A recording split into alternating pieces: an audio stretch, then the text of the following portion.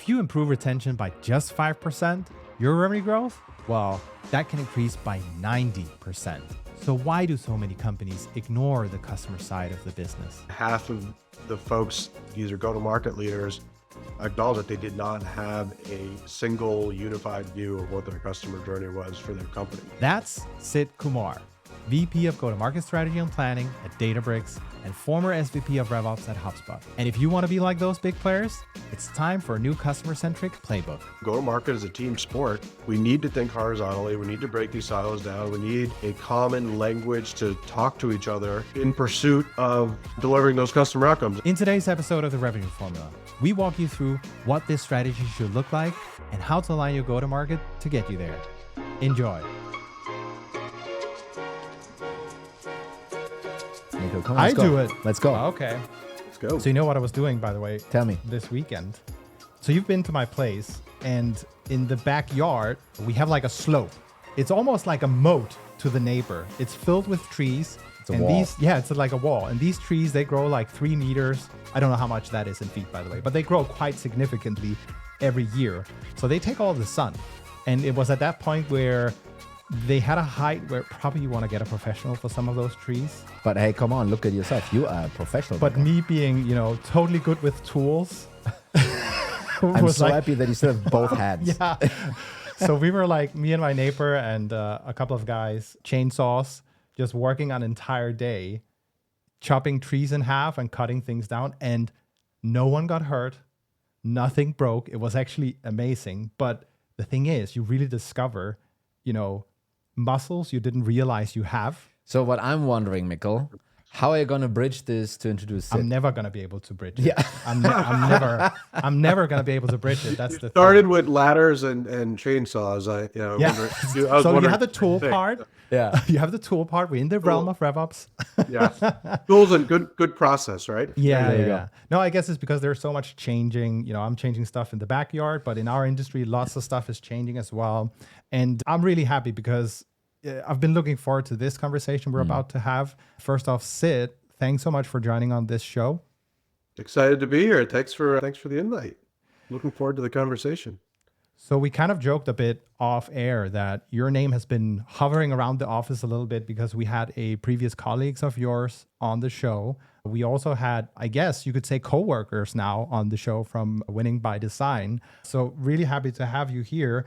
And I think what we focused on in a lot of the previous episodes is a lot has changed over the last 12, like maybe even 24 months. Yeah. Even it's not just anymore the win rates and the tough environment, it's also technology. And there's so much coming at us. And I saw a presentation you made where you said it's time for a new playbook for go-to-market and for revenue operations. And that's really what we're going to unpack here today. And I just want to start off at, let's say, the first side of this question. What does a connected go-to-market look like for a successful business? Yeah, I think it's where it really all starts. I think it's working backwards from what the experience is that you want to deliver to your customers and prospects. And I think the word customer really is important and taking a very customer-centric approach to thinking about what that buyer's journey looks like for you. And it might differ by segment, for example, but being really intentional about defining that, getting buy-in, and just having a single version or view of that across the company, I think is a real important starting point. And I see a lot of, that survey that you were referencing that we did last year with Pavilion. I mean, half of the folks, these are go-to-market leaders, acknowledge that they did not have a single unified view of what their customer journey was for their company. And it's almost like not having a map. And then you're starting to figure out where all these other, you don't have a unified view as a company on where you're trying to go. What are the experiences you're trying to deliver? What's the impact you're trying to deliver to your customers and prospects at each part of the way? And then it just becomes a lot harder to orchestrate the resources, the strategy around a growth plan if you don't have that starting point. So I think that is the place to start. I mean, what we sometimes see is obviously go through product market fit, go to market fit, all of those stages, and you kind of stumble into your customer journey, right? I mean, and I think it's fair to say that probably almost no one has it properly documented, to your point, but everyone has it, right? It's there to a degree, right? Well, do you think that, or rather, kind of, how would you do it actually? That people, once they enter, let's just say you have a revenue leader entering the organization, revenue operations, or another position, actually either try and put this in place or start a process of then thoughtfully reverse engineering, right? Because to your previous point, you kind of need to understand what the outcome needs to be, and then find your way back to how you're gonna get to this outcome. And if you stumbled into it because of, hey, this is how companies are built, right? Kind of what's your take on how can you start this conversation for people to actually force this remapping or this maybe first documentation and then reworking this? Yeah, to your point, there are likely elements of it. It's a question of, is there a unified view of it? That's the real question.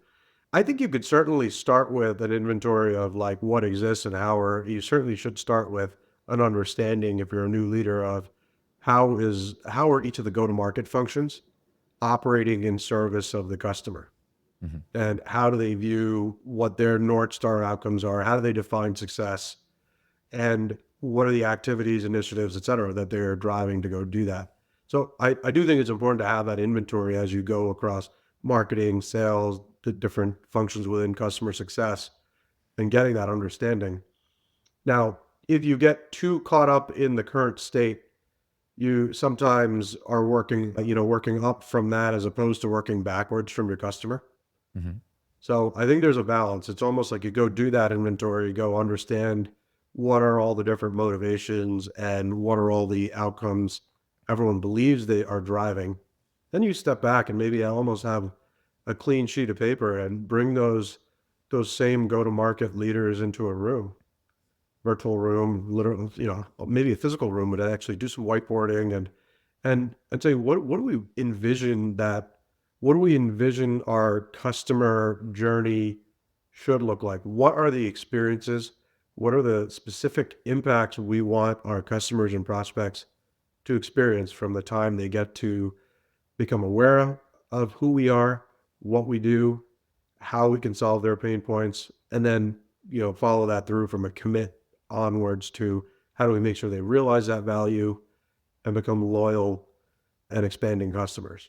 And I think if you start there and really obsess about those activities and initiatives and how do you know you achieved that outcome with the customer or prospect if they're not yet a customer, and you obsess about that, you then start to say, okay, this is if we do all these things, do we believe we'll achieve our new customer acquisition objectives? Will we achieve our NRR, our GRR, our revenue growth objectives? You start to look at it that way. And then if the answer is yes, then great. If not, where do you think you need to really up level the set of capabilities or the magnitude or volume of those outcomes to go achieve? It's almost like these are the things that need to be true in order to achieve the company's financial objectives, but you do it in service of delivering on these customer objectives along the way. And underneath each of these, you start to say, okay, what are the North Star outcomes? What are the leading and lagging indicators?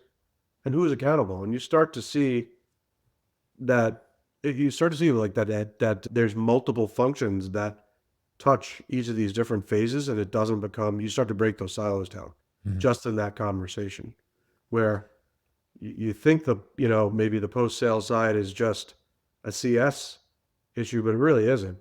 It's everybody's job to make sure the customer is getting value and impact. And then you start to imagine what are the roles that sales plays in that, making sure they sell to the right ICP, sell to the right set of customers with the right set of use cases. How does marketing help from a digital engagement and scaled set of touch points to drive, activation, regular usage, et cetera. So that's how I'd frame it. And you mentioned, previously you dropped the word or the term growth plan, Who do you say that these things that you just mentioned, kind of these objectives and the, who needs to do what in terms of accountability and how all of these are then driving your growth objective, are they all defined into this growth plan for you? Kind of is that the vehicle that you then use to, create that at the beginning of the year, whenever you create it, but then also to carry through that plan? Yeah. Yeah. The growth plan is an output. And I think that's what's important to realize. The revenue growth, renewals, like all the components of it, new customer acquisition, those are all outputs. And I think you can obsess about outputs, or you could also obsess about the inputs and the activities and the engagements that get you to those. And I think there's not enough focus on the leading indicators, the input metrics that drive those. So yes, ultimately you're trying to achieve a set of company objectives. What I'm suggesting is if you work backwards from what are the set of customer and prospect objectives, and then how do you bring those two together so that you have a singular view of, okay, I know if I want to achieve these company objectives, these are the activities in this volume, in this quality, in this quantity, et cetera, that I need to be doing at every step along the customer journey. Yeah. Does that make sense, Tony? So absolutely. And it's like, it does play. So that's why I was kind of asking that one, follow-up question. It does play extremely well into what we're how we're thinking about the world here at Growblog, some of the problems we're actually solving. And as I swear, Sid doesn't know any of these things. Our guests usually don't check out growblogs.com, but it was a very kind of bang on comment, which kind of used to kind of do a very subtle. It's I funny saw some smiling over there, so I figured I hit on that resonated there. Yeah, I was also going to ask a leading question. That's all good. It's all good. No, but it seems like what you'll end up with here, it's the growth plan, it's the initiative, it's kind of who's accountable. But I'm also wondering sometimes when you hear people say you need a unified view of the customer journey, what is it actually? What is it you end up with? Because is that you've done a massive mapping exercise in a Miro board that says these are all the stages and steps. Is it the bow tie? What do you recommend folks do here to just get practical? Yeah, it's a great question. I would say the one thing I'd say is keep it simple. You don't have to over engineer this, and I think that's where a lot of these fall down. Is if you try to get too intricate and too complex, it slows these things down, and then you end up not getting the buy-in that you need. So I think almost keeping it simpler and then iterating over time. I think the bow tie is a great starting point to look at a customer journey, and then if it needs to be tweaked based on the specific model or if it's a PLG type of engagement. At HubSpot, we called it the customer-centric operating model, and it was really attract, engage, delight. So three phases, and within each of those, there was a couple of, sub phases that talked about what are you trying to do in attract? You're trying to drive awareness, you're trying to drive consideration. What does that mean in context of what you're trying to do with customers and prospects? Who's going to do those activities? Then you go to engage. This is where you're starting to get into the sales territory, but without even talking about functions, talking about what are the activities you want to do to engage a customer who's already aware, has some intent, is starting to consider you. How do you continue to progress them and ultimately drive a commit? And then when you talk about delight, how do you really obsess about, making sure they're activated quickly? They're starting to really activate the sets of capabilities and features that drive the use case that solves their pain point. And we were touching on that a little bit before, Michael. Like I think we can double click there. And then you do those things well, then how do you create a loyal customer who's going to continue to, renew with you, expand with you, and be a word of mouth advocate for you? And that's where it becomes a flywheel, right? Rather than this linear view of the world. So it's a great point. I think where it doesn't have to be this intricate, look at every scenario type of exercise. I think there are nuances between segments and geos, but you get to an 80-90% aligned view, that you could just say, okay, I'm going to go have a go-to-market meeting. And for that go-to-market meeting, I need to have a view of what go-to-market looks like and what is the go-to-market journey and what is the customer or prospect going to experience. So you do need some level of alignment there, but start simple, get that alignment, iterate over time. But you know what? I think that's really wonderful to hear because I can see a listener going, oh, HubSpot, they probably did a 10x mapping and something exercise. We need to like really get into the details and just here, like keep it simple. You can get to the 80% and then go. I think that's super powerful as well. I think a nuance here, kind of thinking also about what Jacko and Dave are talking a lot about is kind of the revenue factory, right? And that the idea there is the linear piece and kind of I would say almost the HubSpot flywheel is not linear, kind of obviously, right? But the realization, keep the process kind of simple. Not every tick box in the CRM needs to be its own stage or something like this. But to your point, Sid, right? Kind of, adjusting this a little bit to different geos, to different segments, to different product lines and so forth, right? That, I mean, obviously at a scale of HubSpot, that is 1000% what happened. I'm like pretty sure about that. But those are those nuances that come to play where you then really have those, I don't know, maybe subdivisions within this organization that basically kind of almost operate like one of the other companies that are listening here right now, right? Yeah. And they basically kind of need to figure out in their own ways, and some of those things are overlapping, how to attract, how to engage, how to delight. Maybe I'm kind of mixing things up, but basically kind of doing that still nuanced in a way where it really fits for the specific then target customer in that geo, in that segment and so forth. That's exactly right. I think the other way of saying it is think about where do you have distinct go-to-market motions, and how do you think about that journey? Like if you have a PLG motion, what does that look like, and what does that look like from beginning to end? Versus if you had a combination of a digital plus human type of engagement model as you're starting to move more up market, what does that look like? And how do you want that experience flow to be? So I think it's like, goes back to what I was saying earlier. If you work backwards from what do you want the experience to be and what do you want the impacts to be felt at every part of that flow, and think about where does that differ? Where do you need to make those adjustments? Because that one size won't fit all. But I think at a broad level, it's a starting point to really start to also diagnose. Going back to our point earlier on efficiency, no more of growth at all costs, and we keep talking about it. It's how do you go diagnose it and figure out where do you have leakage in your revenue, in your assembly line. Use the factory analogy. Yeah. Where is the leakage? Where is the inefficiency? How do you diagnose it? And then who's going to be responsible for addressing that? I think that's what it also starts to give you a picture of, is you get a lot of data.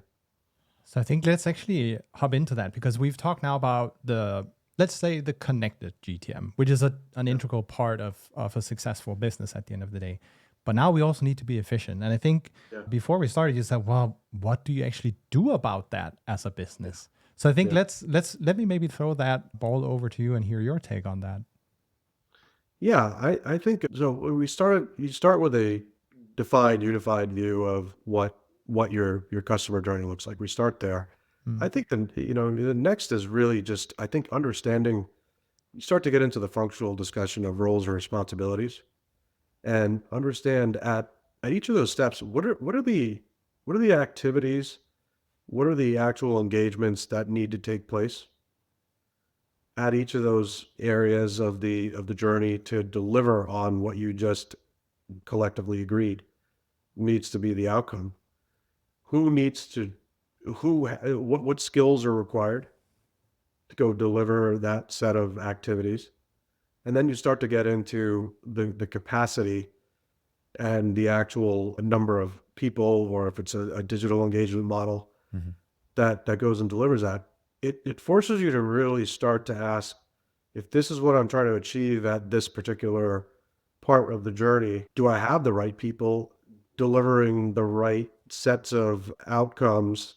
Do they have the right skills, and do I have enough of them, or do I have too many of them? You start to also see, where do you have overlap? Where do you have an opportunity for roles and responsibilities clarity?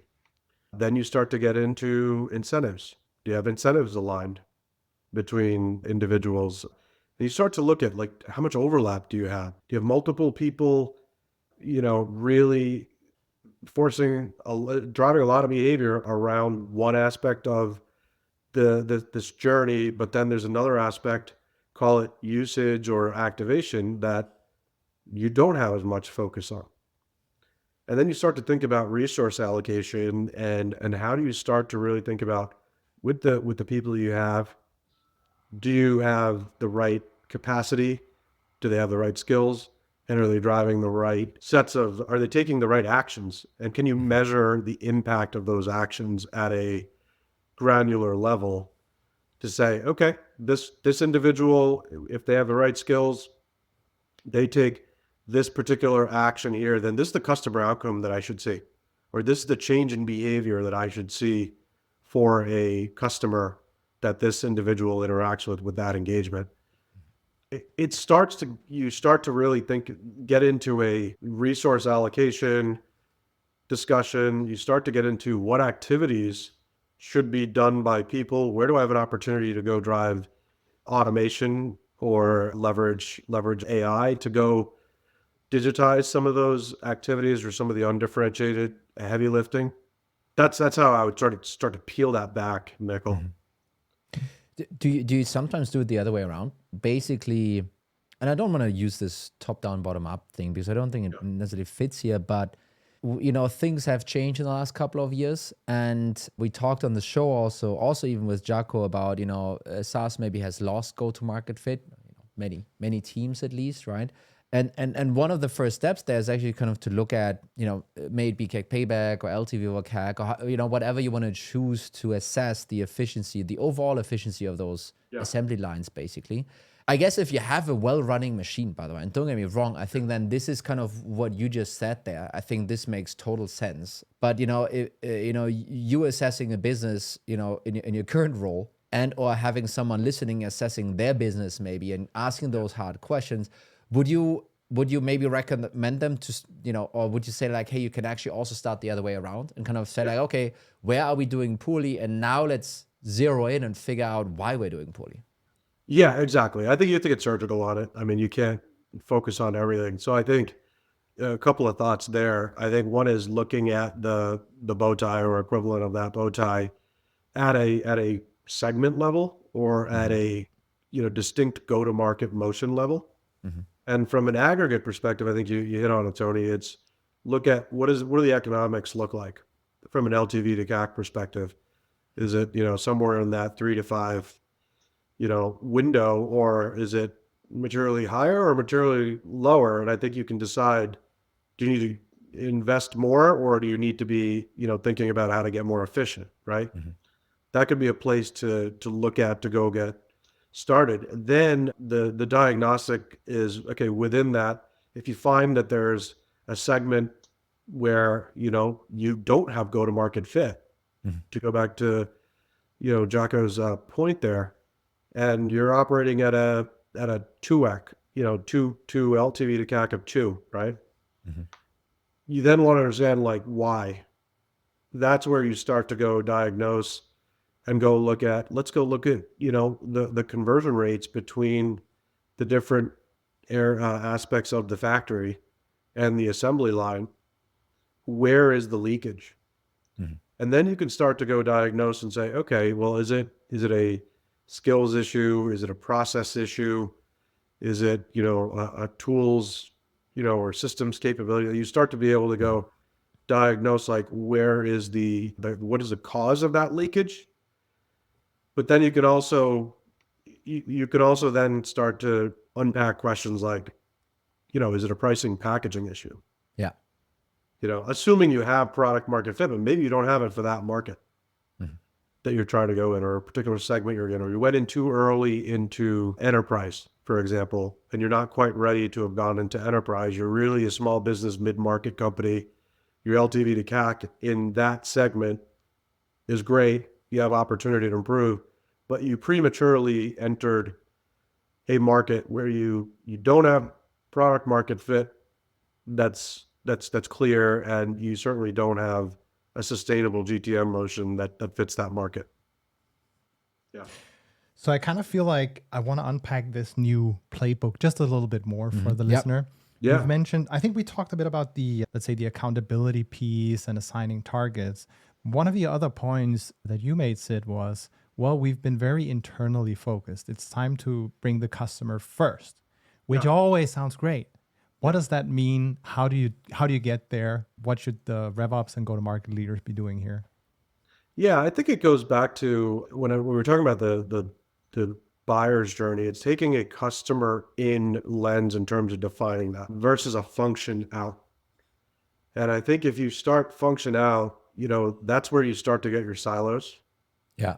And you start to say, well, what is marketing's objective? It's, then you'll start to get things like it's driving awareness, or it's driving consideration, and it's driving, demand, top of funnel. You start to get those types of answers versus saying in the early part of the customer journey, what are the activities and outcomes we hope to achieve to bring a prospect or a customer to be more aware of us, start to consider us, and start to become part of that opportunity cycle. It's a simple reframing, Yeah. but you start to now not view this as a marketing discussion. It's a full company discussion, which marketing may play the heaviest role there, but does sales play a role? Probably.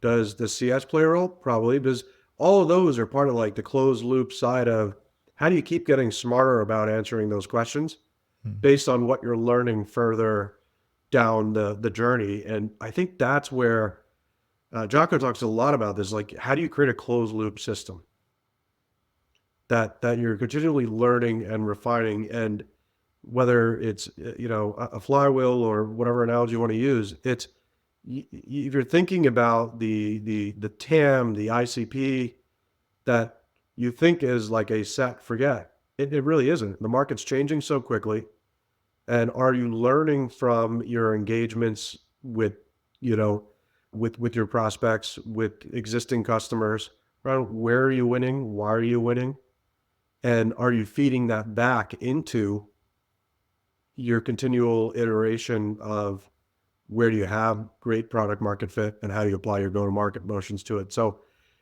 it's a subtlety, Mikkel, but I think it reframes the discussion, and I think opens up a very different set of conversations. And you also start to realize that there's a ton of interplay from a go-to-market perspective, from a function standpoint, across that journey. So it's not very, linear.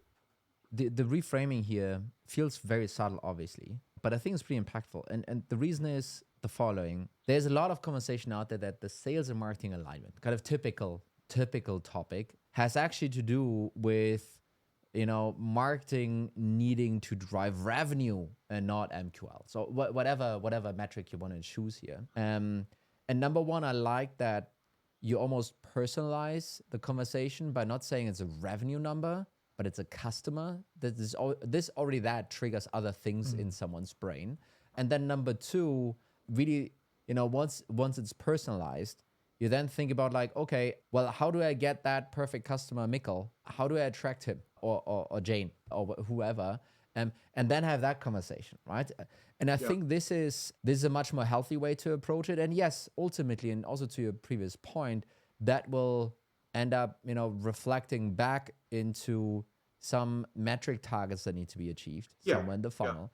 And yes, and those metric targets, if they're achieved, they will reflect back in revenue and recurring revenue, right? Kind of these things are connected, but the starting point needs to be that cannot, so to speak, that this cannot be the starting point. It's actually kind of whom do you affect rather than the outcome.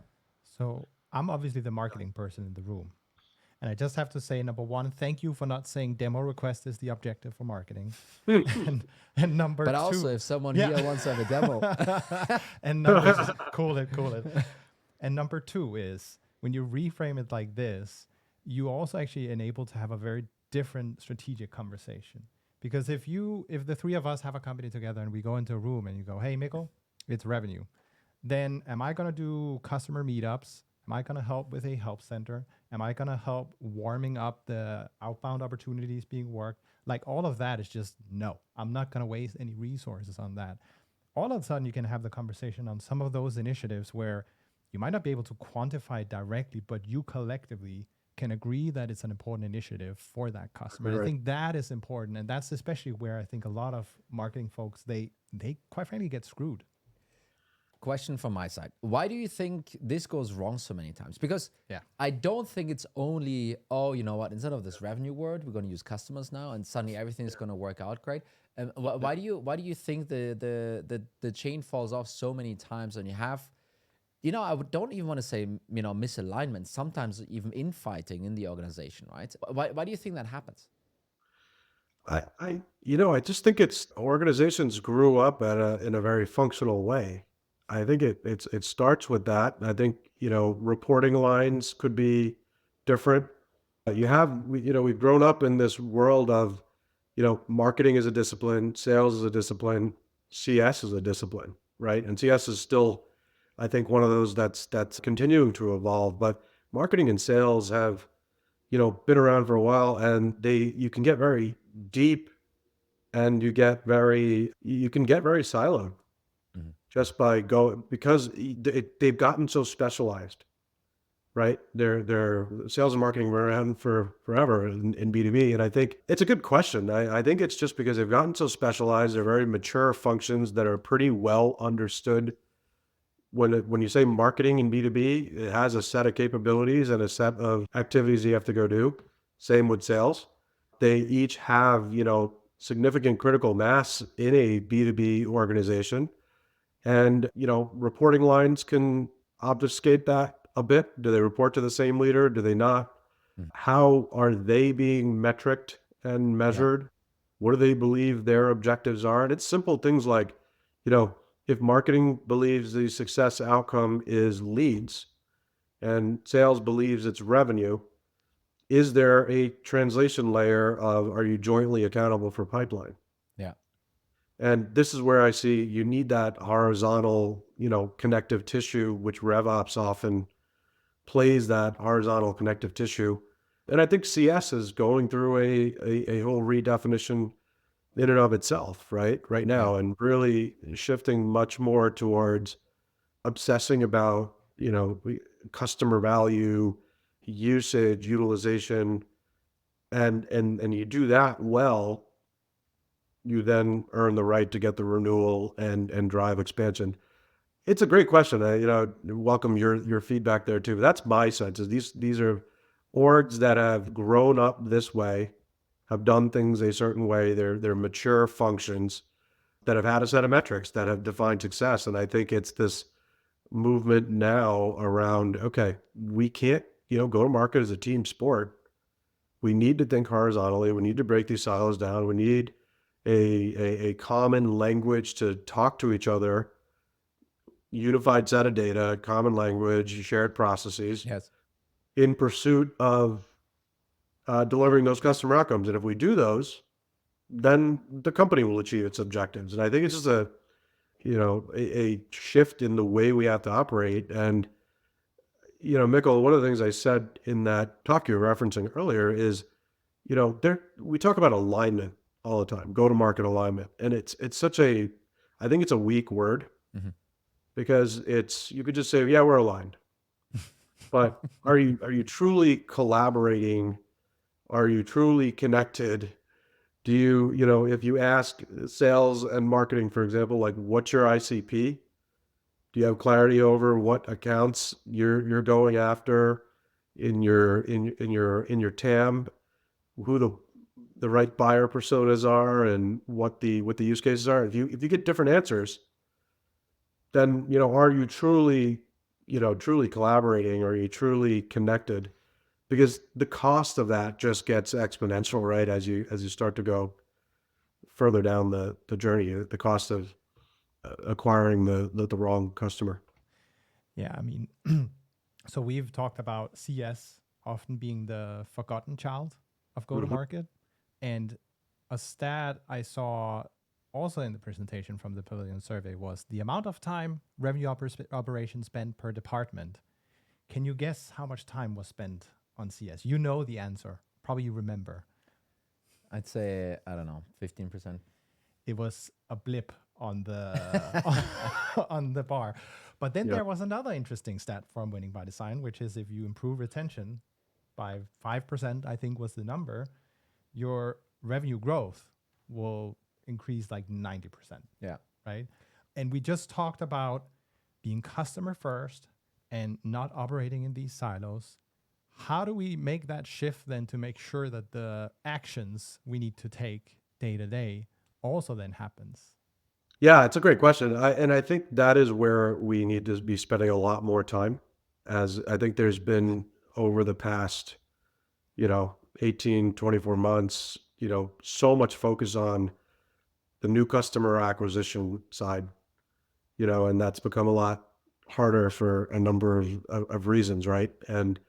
But we haven't spent nearly enough time talking about our existing customers and asking basic questions like, okay, they bought product XYZ.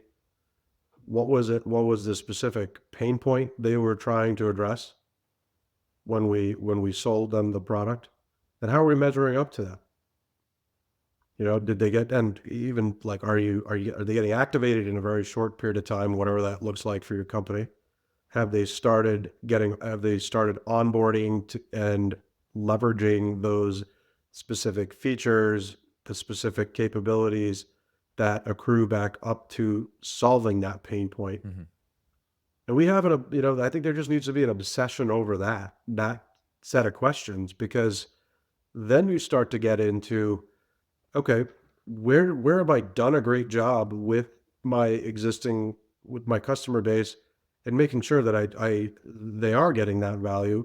Where have I not done a great job, and what do I need to do to go address that? And I think one of the going back to our earlier point on roles and responsibilities, I think the roles on the post commit side have been just not well defined in customer success. There's so much variability. Unlike what I was saying before, Tony, like marketing and sales, very well defined functions. Some variation, but when you say marketing B2B or sales B2B, there's a set of functions, a set of roles. I think that's still evolving on the CS side. Is renewals part of CS, or is it part of sales? Yeah. Who owns expansion? Who owns, is support part of that, or is it part of product? And then and then it's like, what is the definition of a CSM's role? And then it goes back to, well, how are you incenting and measuring them? Are you measuring them on a lagging indicator like NRR? Does a CSM know what activities they need to take with the customer to go influence, NRR? Or do you need to get more specific and say, we're going to talk about utilization, we're going to talk about usage, we're going to talk about a deep understanding of like these use cases, and work with the product team to say, I need deep telemetry into my customer usage patterns. Yeah. And what does that look like? And lots of folks listening will be revenue operations, revenue ops leaders. So, and since you're like Mr. Revenue Operations, kind of since we have you here, also obviously I have to ask you the question, because the same thing that you just mentioned and talked about with CS is true for revenue operations, right? It's kind of still a developing function. Is it starting to be, it's really just a sales ops 2.0, or is it something else? There's some people calling it go-to-market ops now and so forth. I mean, what do you think really is the role that revenue operations, as we are seeing it as an umbrella term for the go-to-market, what is the role of revenue operations in order to achieve some of the things? Basically kind of this new playbook that you're talking about. What do you think is the role of revenue operations here that they need to play? Yeah, it is. Actually, I do liken it to where CS has gone, in terms of getting defined right now. I don't think the term existed more than 5 years ago. Yeah. In terms of RevOps. So I think the comment I've made in the past is it is not sales ops 2.0. And it is because I think sales ops tends, it goes back to you can't just take a look at one piece of the puzzle. So I think about RevOps as the scope should include all go-to-market teams that are somehow interfacing, engaging with the customer. Mhm.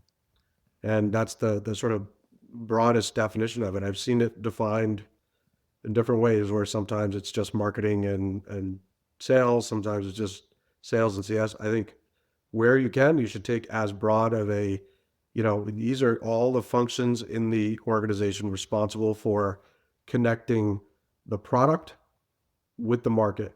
Mhm. And how do you do that most efficiently and effectively? So that's from a scope standpoint. I think when I think about the evolution of RevOps, I think it's becoming much more of that go-to-market COO. Yeah. And it's becoming the co-pilot with your heads of go-to-market to say, how do I drive an orchestrated, integrated go-to-market motion across these teams? Again, with that unified view of the journey, common data, what does a tech stack look like that drives the productivity and CX? It's really bringing that operating system to bear, if you want to Yeah. call it. What is the GTM OS for the company? And how do you continually refine it, tweak it, and make sure it's agile because the market's moving so fast. So and I think one other point I'd add is I think the types of individuals that I think will make great, RevOps leaders deeply, obviously, that foundation of being deeply analytical and a data-driven mindset. But I think the second side of the other critical piece of this is a strategic mindset. Somebody who's able to collaborate very well, drives change management, and is able to bring not only the go-to-market teams together, but product, Yeah. finance. Yeah. You're bringing the entire organization together in pursuit of that opportunity, and not showing your org chart to the world. That's how I think about it. And a lot of focus on the insights and foresights as opposed to and help you see around corners versus rear view mirror. So I think we can maybe wrap up the playbook with the last question. Yeah. Because right now it's summer, and after summer, a new season begins, Yeah. planning season, right? Yes. And Yeah. we tend to do this annual plan and lock it in, and things are just changing so much. Yeah. What's changing here with the playbook? How are the businesses and top go-to-market teams operating? Yeah, it's a great question. Yeah, I think you have to have this always planning mindset right now and really think about, well, when you're building, I mean, if you're doing an annual plan, be very, very thoughtful about what are the assumptions, what are your input metrics for each of the different aspects of it, whether it's your demand plan, your revenue plan, your retention, your MRR plan, or your retention expansion plan. Really deeply understand and stress test those input metrics. But nonetheless, you're going to get things wrong. That's just the way it is, and things are going to change from the time you build it and have a point of view on those assumptions, and things change. I think having some level of agility built into the plan where you can revisit those assumptions, regularly, at least monthly, if not more often, and see where every month look at where did I get it right? Where'd you get it wrong? And can you be dynamic in your resource allocation? That's something we did at HubSpot, where we shifted to that type of always planning mentality where we did do an annual plan, but every month we were getting together and saying, what do we need to, let's go look at it. Let's go see how to evaluate those assumptions. And I think that's the type of mindset you need to have. And I think not being afraid to make change within the course of a year versus waiting for the following year. I think things are moving way too fast right now, and the market, everything that's going on with AI and the pace of change, a year is a lifetime. Yeah. And if you If you know that you need to pivot, figure out how to do it and how to do it in the least disruptive way, and be thoughtful about what are those changes you want to make that are going to drive most impact. But 6 months a head start is a long time versus saying I'm just going to wait till the next fiscal year. No, and I totally agree. And I think the other thing is also, it doesn't mean or need to be all the time that finance is changing the budget or something like that, right? Kind of there are kind of two different planning processes going on, right? And I mean, HubSpot public company, it's not like you changed your budget every quarter, every month or something like that, right? Kind of, it's really the operating plan that's obviously supporting the budget and kind of supporting all of that. There's some nuances shifted around, right? And I think that is, increasingly so also I love the go-to-market COO, RevOps, or CRO responsibility to also kind of have this bottom-up, objective-driven, initiative-driven plan that obviously needs to align with finance, but can be more flexible, right? Really cool. Sid, thank you so much for joining us. This was fun. Thanks for having me. It was a lot of fun. Yeah. Yeah. Good to have you on the show. And have a good one, Sid. And I hope everyone kind of who listened really enjoyed this. If you did, hit follow, subscribe, or like, or whatever it's going to be. See you next time. Bye-bye. Bye.